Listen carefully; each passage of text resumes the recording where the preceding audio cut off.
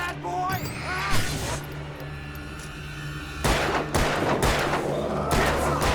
Yeah, that's right.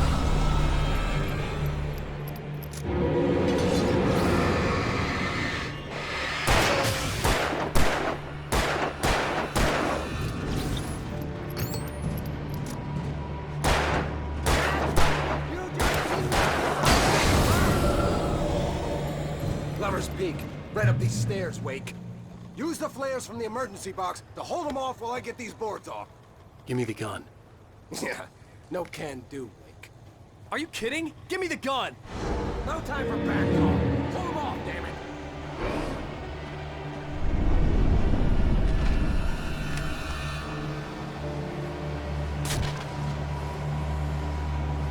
Just a little longer. Scare them off. Get some light on those bastards. That'll keep them off us.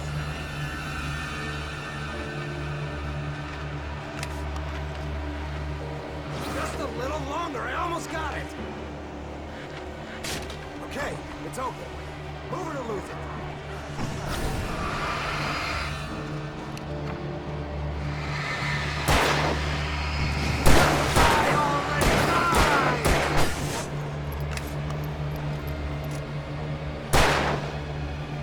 Oh, you feeling better now, Wade? All cozy and safe.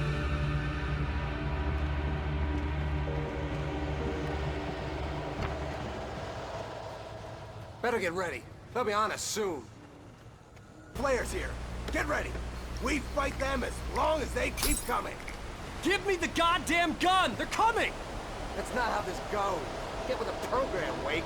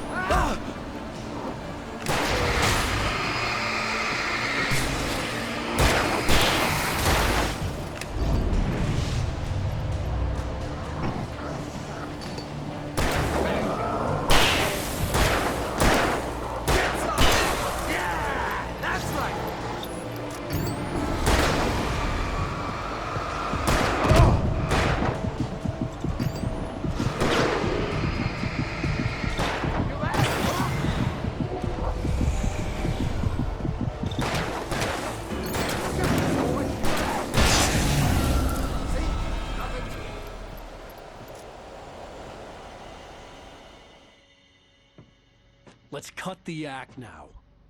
Where's my wife? I knew you were gonna say that. I read it all before.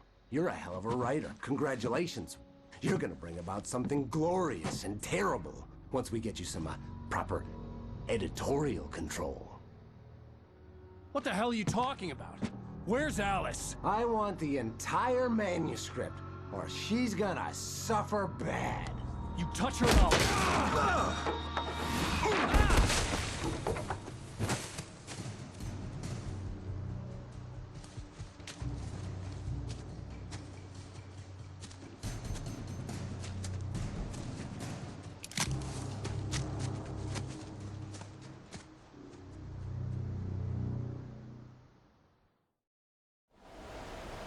You're gonna give me the manuscript, or you'll be sorry.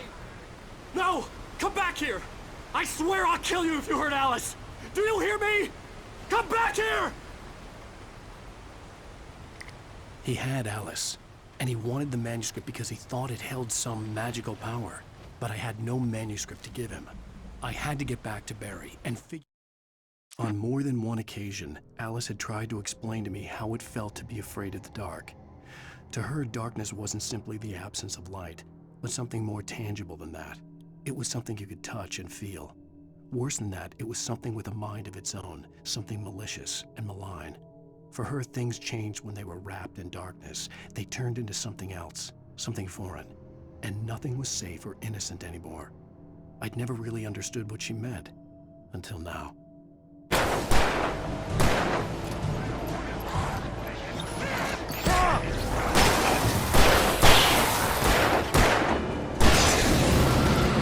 Piece of cake, Wake.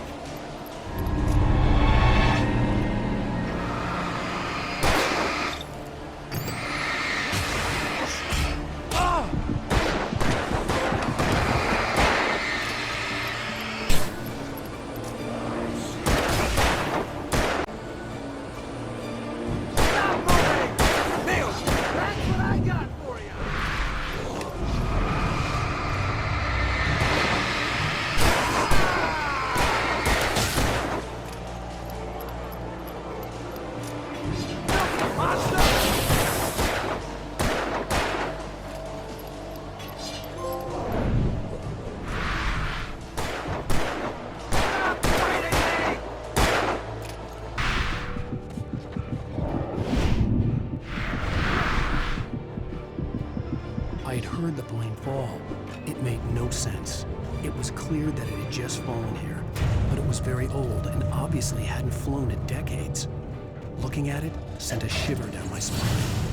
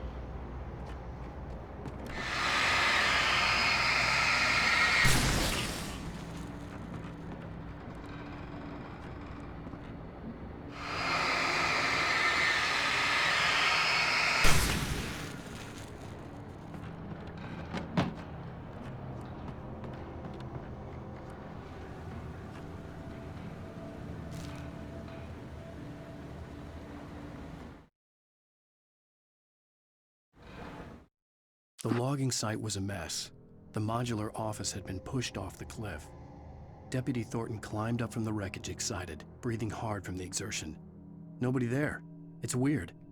Don't you think that's weird? Bored, Mulligan let out a mighty snort. Hell, it's always weird, Thornton. Just a question of sorting out what kind of weird it is this time around.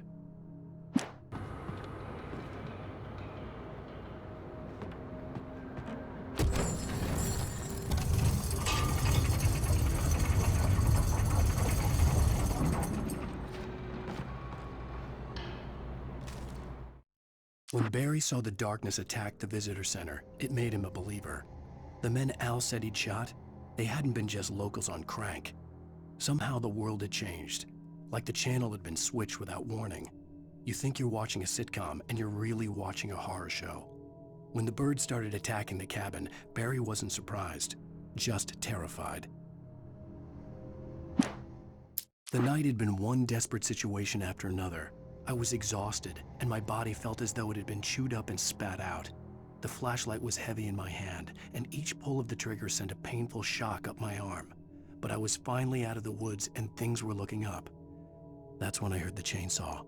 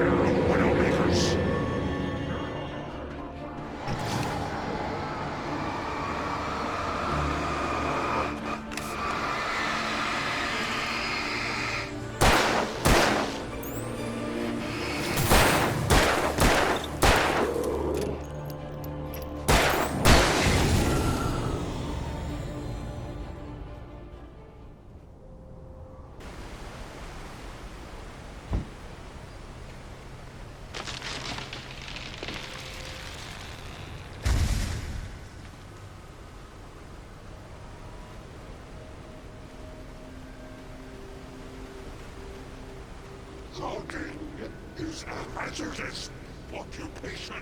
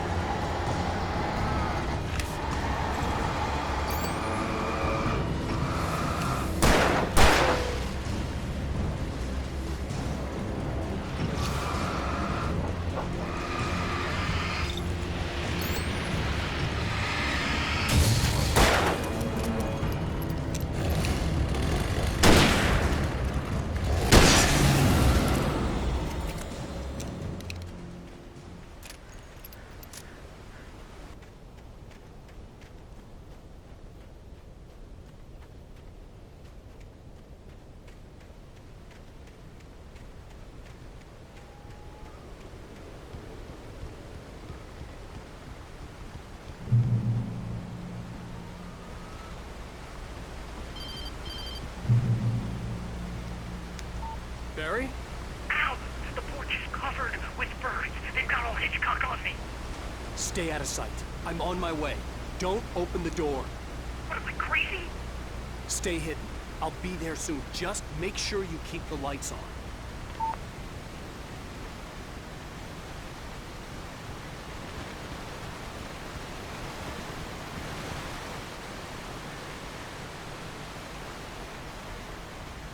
I still had to reach Barry at the cabin, but at least I was out of the woods.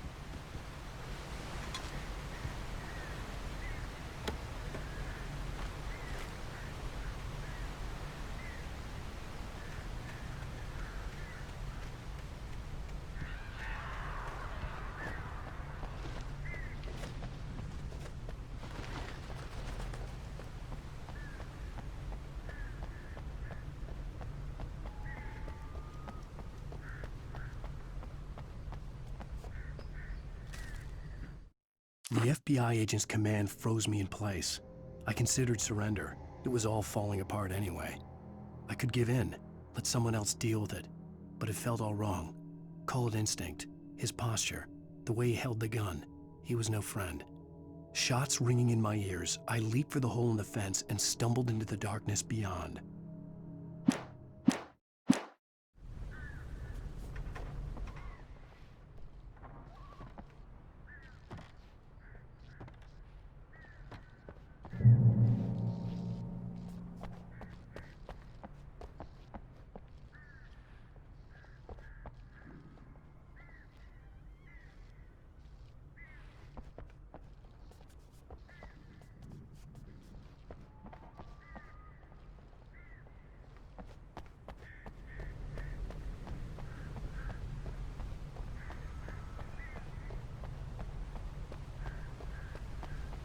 I had to find the key to the garage. I'd have to get the car from the locked garage. It would get me back to Barry faster, and the headlights were a welcome bonus.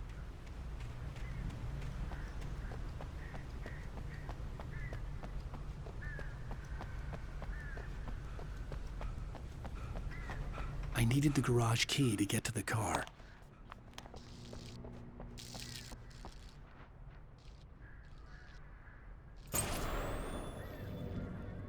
A story is not a machine that does what you tell it.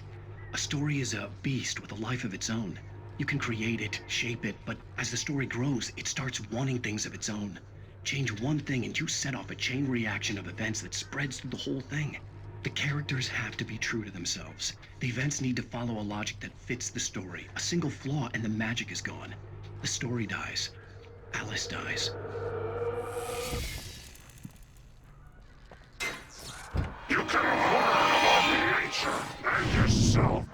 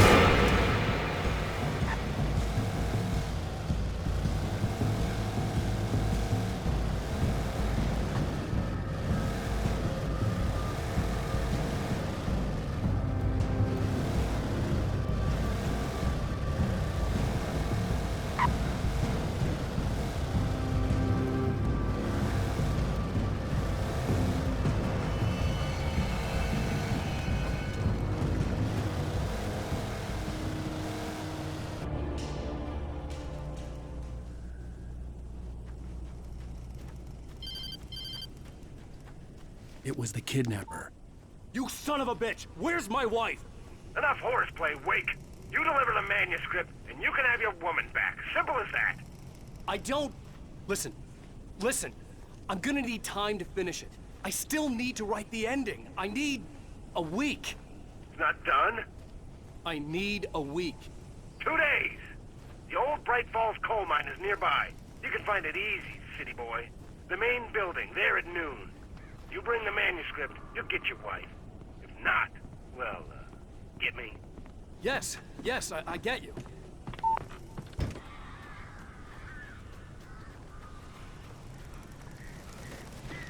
Barry had talked about birds over the phone.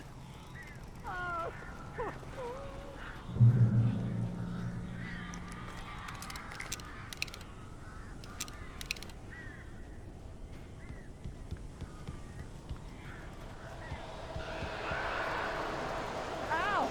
Al, I am so glad you're here. A couple of them got in here before I blocked the chimney. This isn't normal. These birds are weird.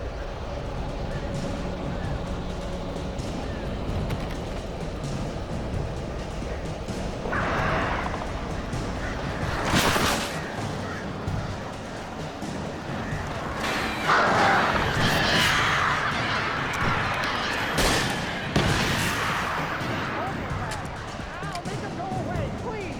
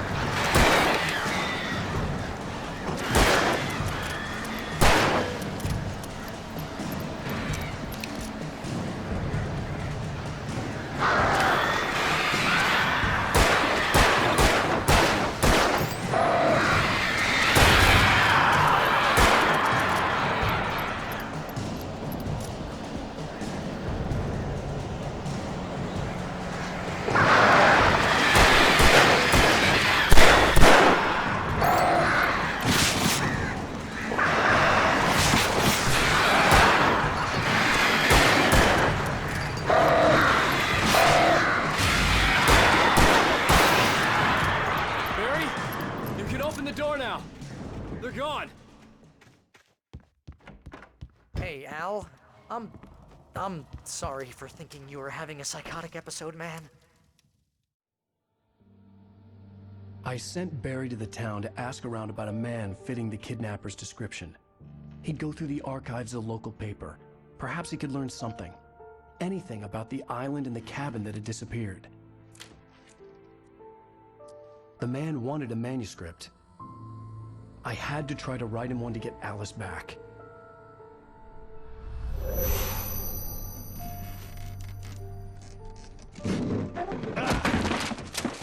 For me, the supernatural had always been nothing but a metaphor for the human psyche, a tool to use in writing fiction. Now, it was happening for real, and I couldn't put a single word on paper.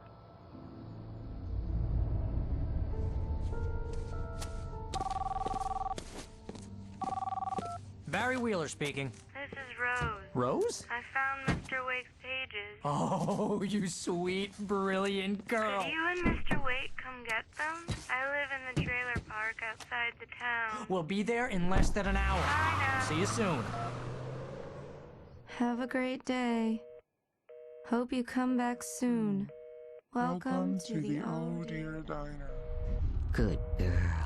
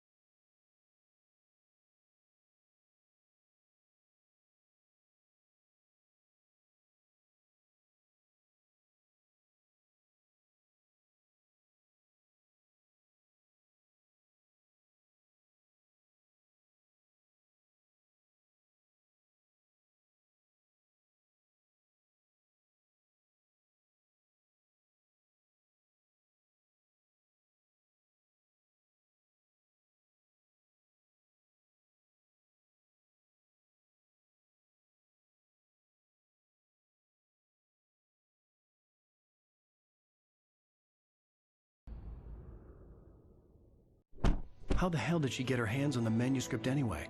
I don't know. She's resourceful. I told you you were too hard on her. Listen, I found out all sorts of interesting stuff while I was digging around. Yeah. Mr. Wake, it's Sheriff Breaker. We have an FBI agent here, Agent Nightingale. FBI? He's anxious to see you. You'd better come to the station. Okay, I'll be right over, Sheriff. Let's make this quick, huh? Help you folks? Name's Randolph. I'm the manager. We're looking for Rose. Works as a waitress down at the diner. Rose, sure. Nice girl. Who wants to know? I'm Alan Wake. The writer, huh? I heard on the radio you were visiting. Well, I'll show you her trailer.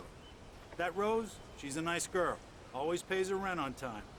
As I was saying, Al, I found all sorts of weird stuff from the local newspaper's archives. This place is crazy. Disappearances, mysterious deaths, urban legends come true, and get this, most of this stuff takes place around Cauldron Lake. Well, you ain't wrong, mister. The Indians thought the lake was a doorway to the underworld. I'm the God-fearing type myself. I don't hold with that sort of thing. Yeah, okay. Anyway, there was an island there owned by a guy called Thomas Zane. Now, some of the articles I found about him make him out to be a famous writer, but I ran a bunch of searches, couldn't find a single thing he wrote. Zane was heavily into diving, so much so that the place came to be called Diver's Isle. But the volcano under the lake erupted in 1970, and Zane went down with the island.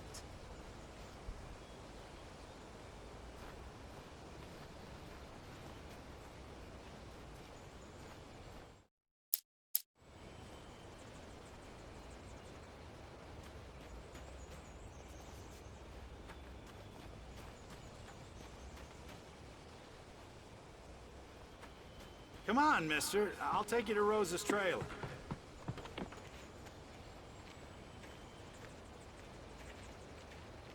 Yeah, how about that? It was there in the morning, as if it had fallen from the sky.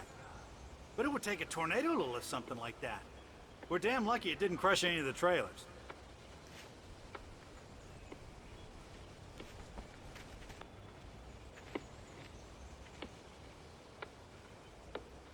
It gets better. A local girl, Barbara Jagger, drowned in Cauldron Lake just a week earlier. They were lovers. Sure, Jagger's a local spook story. The Scratching Hag. Comes for you in the dark. Childish stuff like that. Anyway, Al, I'm just getting to the best part. All of the articles about this stuff were written by Cynthia Weaver. I asked around, and she's that crazy bag lady you met. What, the lamp lady? She can be a little loopy, but she's not homeless or anything. Yeah, anyway, she knew both Jagger and Zane before they both died, and she had some kind of a breakdown.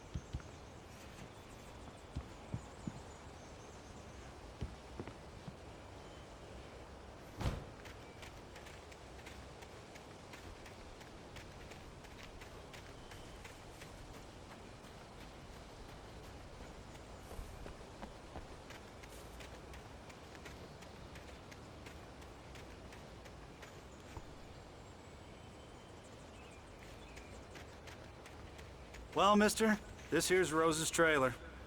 You mind me asking what you want with her? We're just here to talk to her, pal.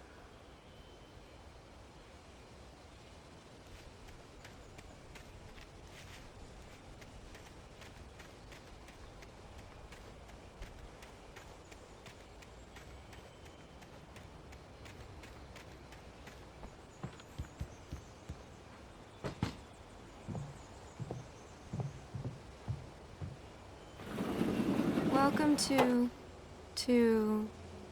Oh dear, Mr. Wake. I'm so glad you're here. Rose, you have my manuscript? Oh. Oh, yes. Yes. Please, come in. Hey, this is really good. Rose, Yes, my manuscript. I really need it. I understand. I know what you need. A muse to inspire you. Oh, for Barry? She doesn't have anything. Yeah, hey, Al, what's... Oh... Barry! What? What?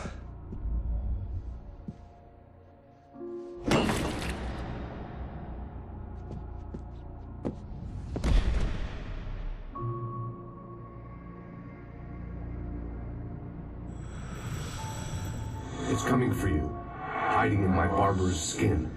I'm too weak to stop it. You must turn the lights on.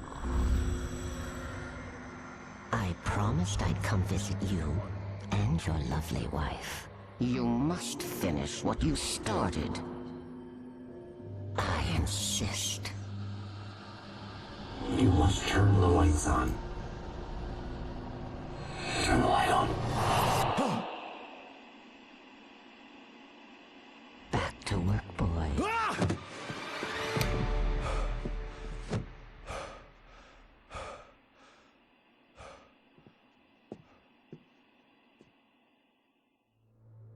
I felt nauseous, hungover. Only anger kept me going.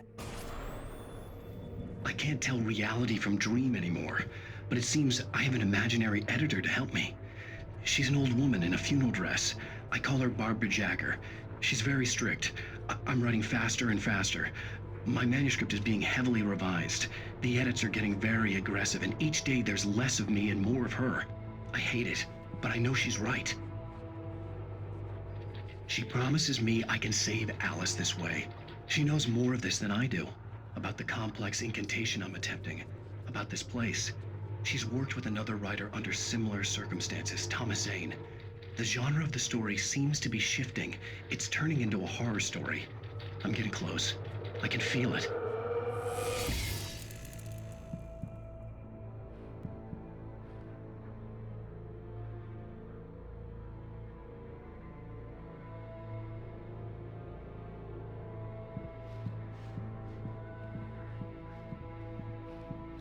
Rose took a day from me. I had less than 12 hours left to meet the kidnapper.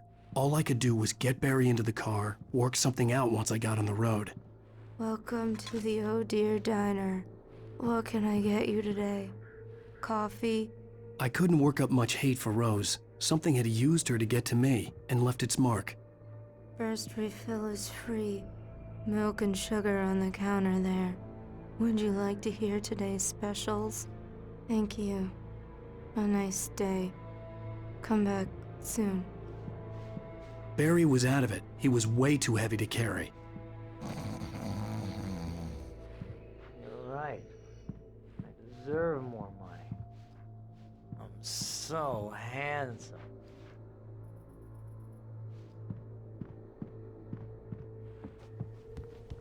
My gun and flashlight were gone. I'd have to find a way to get Barry into the car as quickly as possible. There was no time to waste. Mr. Randolph liked Rose. That little smile she had. How she was still sweet when life had tried so hard to make her bitter.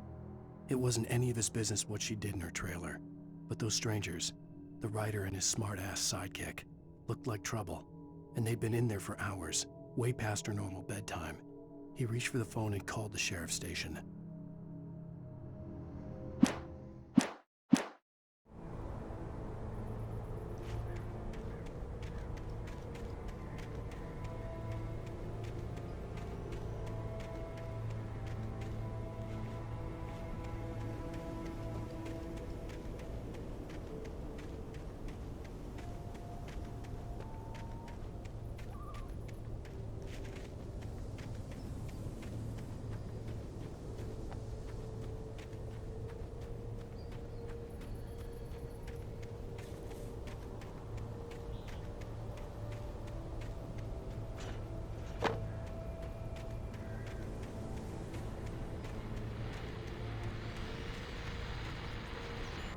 I just stepped outside to catch a breath of fresh air. Let me tell you, the weather's getting heavy.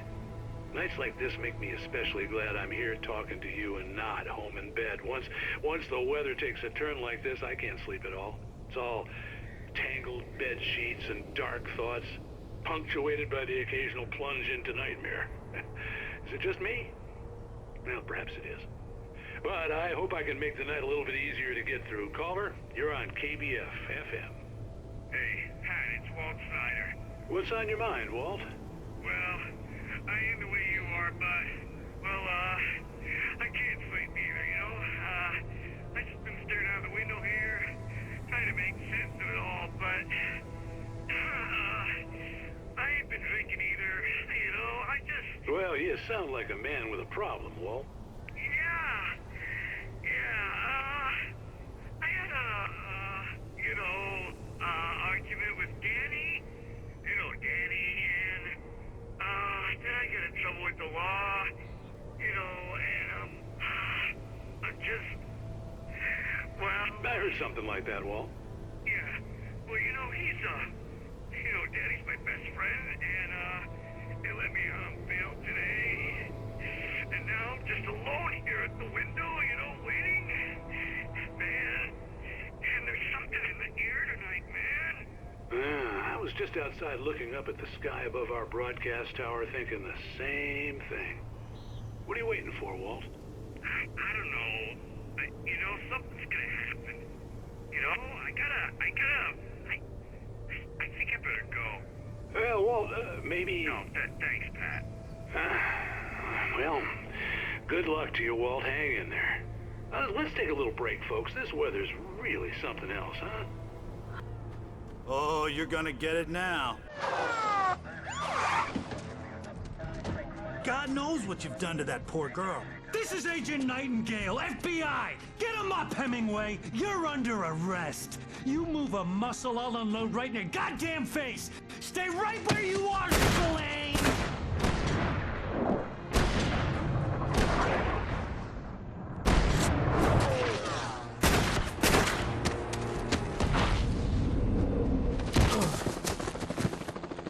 What are you? I'm standing right here, you goddamn maniac!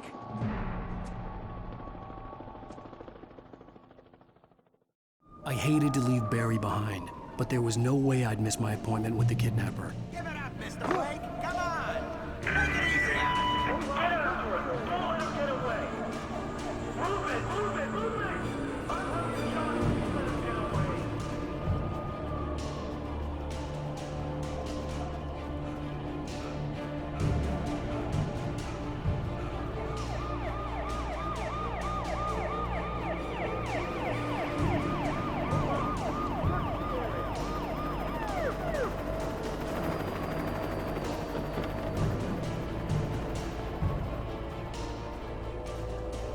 There he is!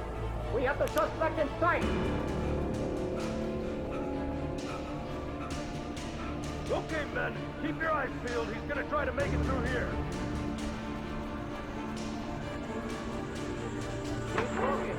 Oh, damn. Oh, man! Stop! I'm leaving! Keep an eye out!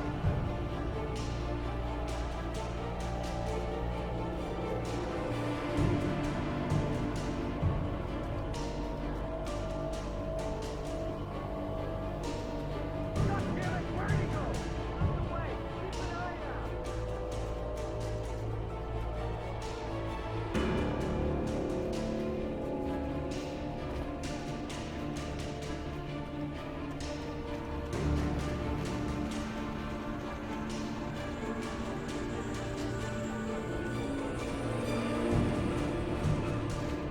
He's gone.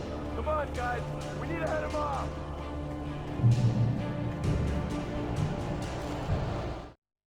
For decades, the darkness that wore Barbara Jagger's skin slept fitfully in the dark place that was its home and prison. It was hungry and in pain. It dreamed of its nights of glory when the poet's writing had called it from the depths and given it a brief, terrible taste of power and freedom. The rock stars had stirred it from the deep sleep the poet had sunk it back to in the end. When it sensed the writer on the ferry, it opened its eyes.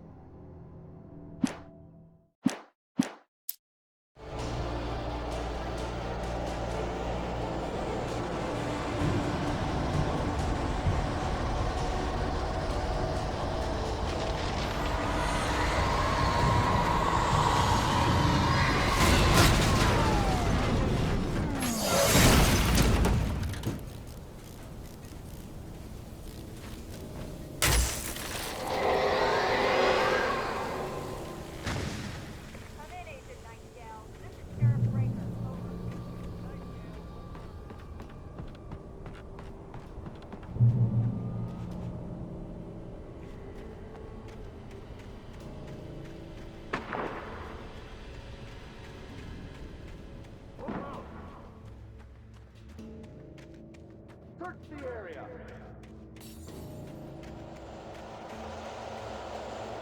Stay sharp. This way. Over here.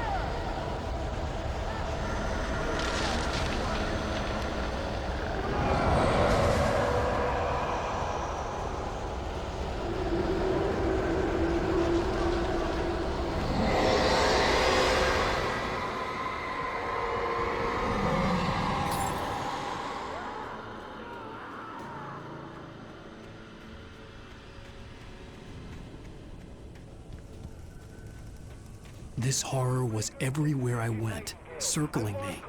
The cops didn't stand a chance. They were after a writer, not a monster. Telling me that geek writer just took out my deputies? Are you kidding? I mean, have you seen this guy? He wears a tweed jacket. Over. He's the guy we're chasing. If it's not him, who then? Bigfoot? Over. I don't know yet, but I'm not in the habit of jumping to conclusions. That tends to come back and bite you in the ass. Out.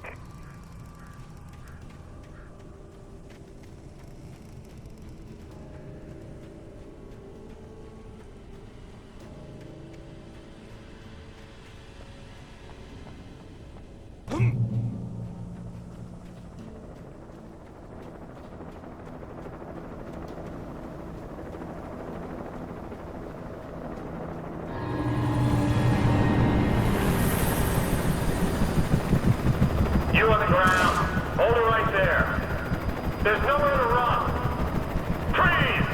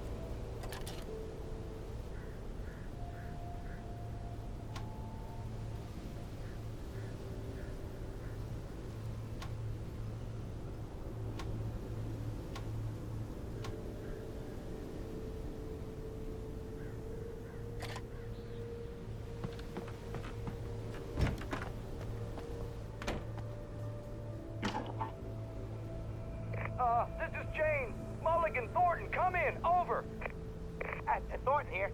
Jane, we got both Wheeler and Rose in custody. They didn't put up a fight or anything. Why, they were... Hey, Mulligan, what are you doing? Come on. Sit down and give me that.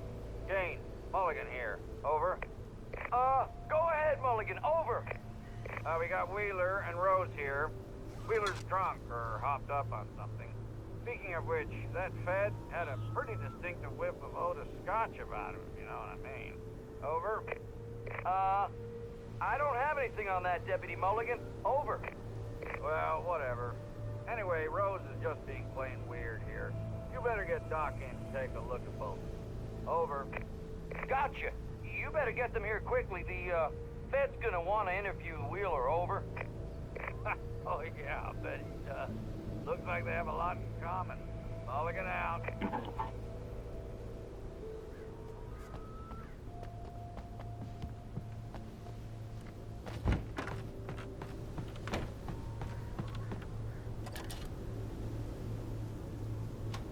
I could see the lights of the radio station in the distance.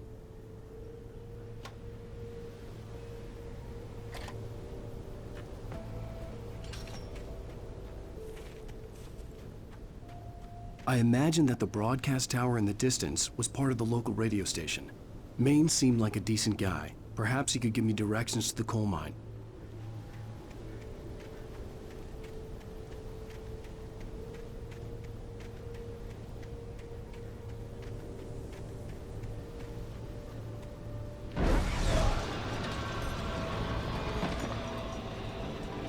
Unnatural shadows clung to the gate.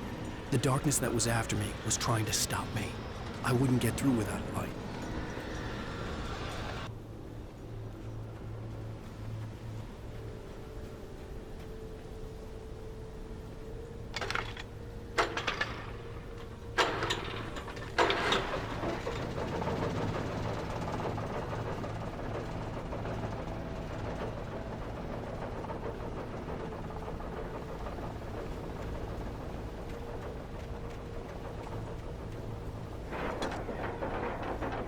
The old generator conked out. I'd have to see if I could fix it and try again.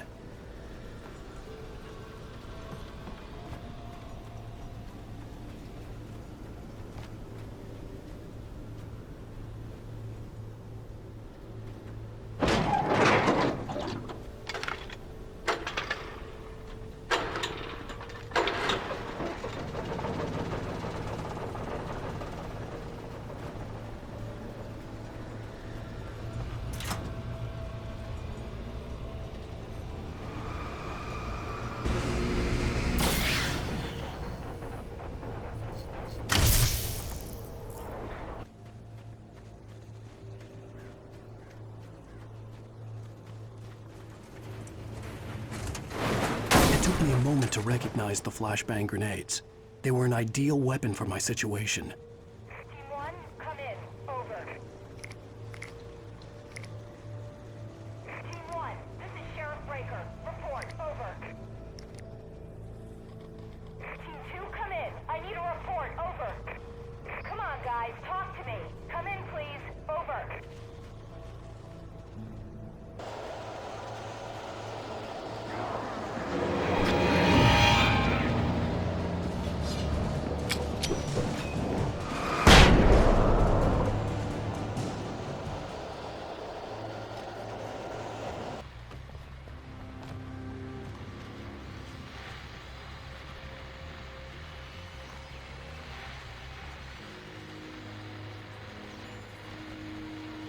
And here's another call. You're on KBF-FM with Pat Maine. It's Milt Peabody, Pat. What's on your mind, Milt? Well, I live near the trailer park, Pat, and there's a big ruckus going on over there.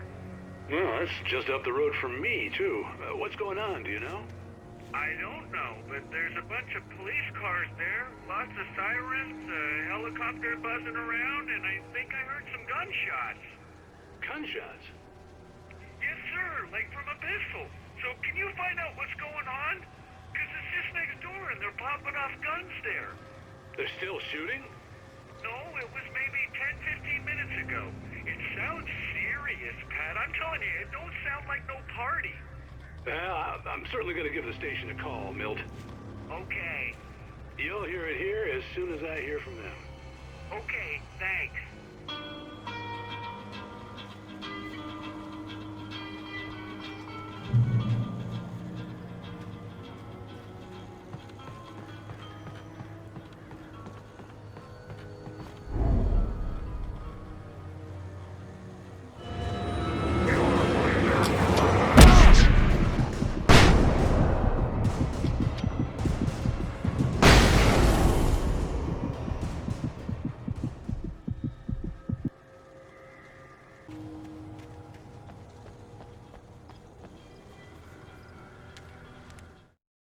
Touched by the dark presence, Rose was lost in a dreamland where everything was drawn in black and gray crayons. The old lady had promised her that all her wishes would come true.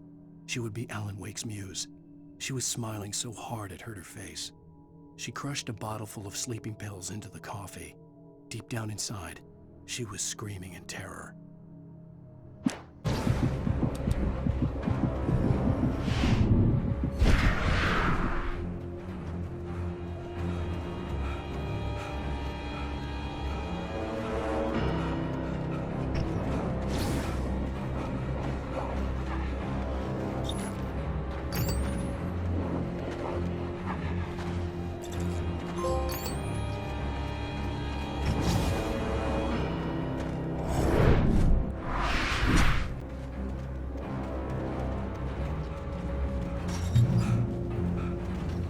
I hope Maine could lend me a car to get to the coal mine. Why, hello, Lorna. What do you have for us? It's a trailer park. Of course you wouldn't have trouble in a place like that. I mean, what do you expect? The sheriff is helping us normal citizens instead of wasting resources on those people. Well... They'll have to try to sort themselves out. I'm sorry, but my granddaddy settled in Bright Falls in 1911. Well, thank you very much for that compassionate viewpoint, Lorna.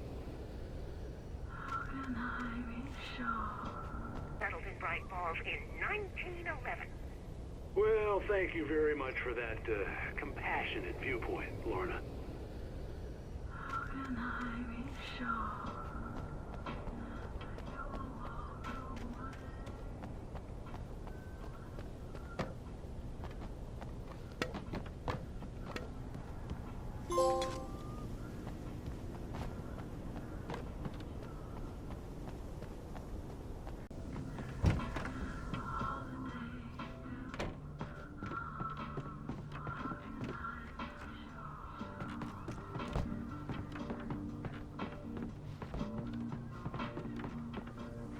Oh, here's a little surprise. The famous writer Alan Wake just walked in. Folks, I'm going to see if I can talk him into an interview. Come on in, Mr. Wake. Oh, I'm so glad you could find the time to do this, Mr. Wake. Nowhere to run now, Dan Brown. You back away from me.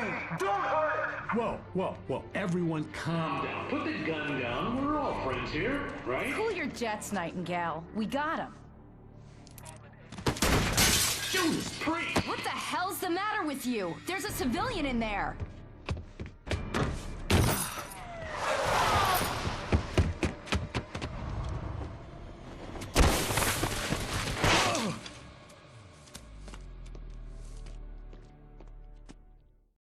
I'll get you yet, even if it kills me. You hear me? You hear me, H.P. Lovecraft? I had fallen off so many cliffs it was ridiculous. That's what you get for naming a book The Sudden Stop. It was probably good I hadn't had the chance to tell Maine where I was going. I'd have to lose the cops and find my own way to the mine.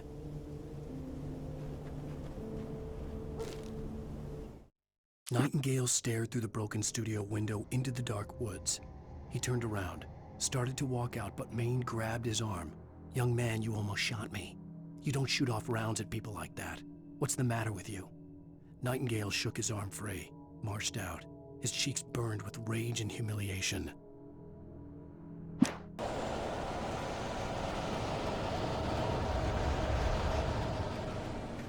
There was no sensible reason for the power company work lights to be here. It was almost as if they'd been left for someone like me to use.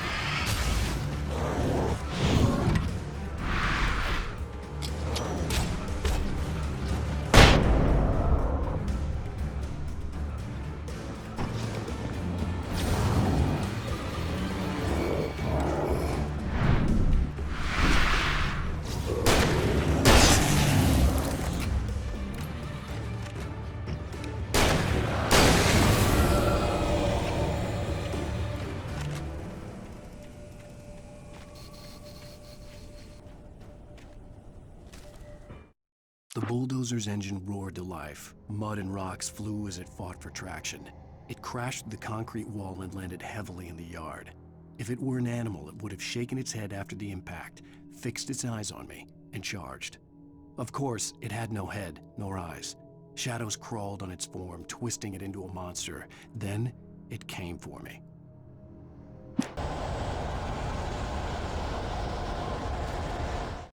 Sarah trusted her gut, and her gut said Agent Nightingale was an asshole.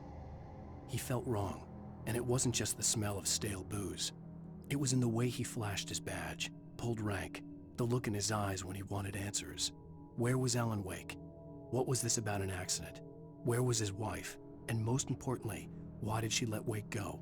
He wouldn't answer her questions. Federal business was all he'd say.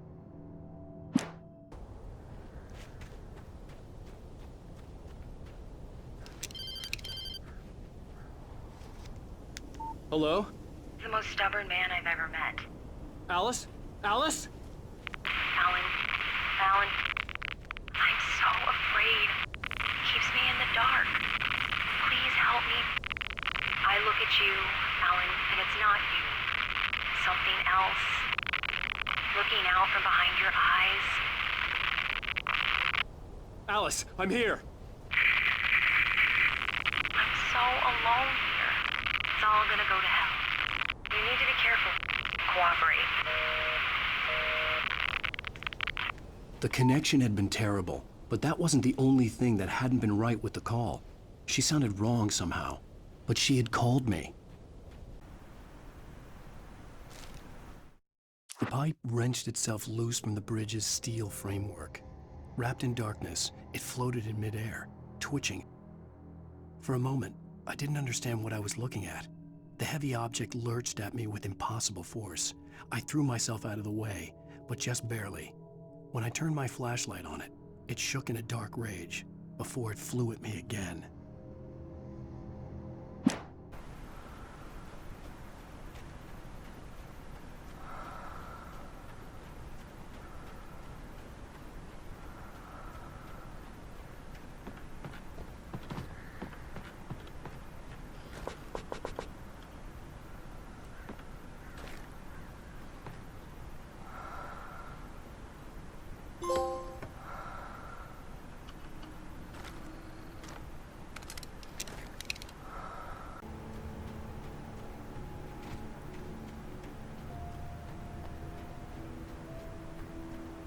I could see a railway bridge up ahead, and a warehouse of some sort on the opposite shore.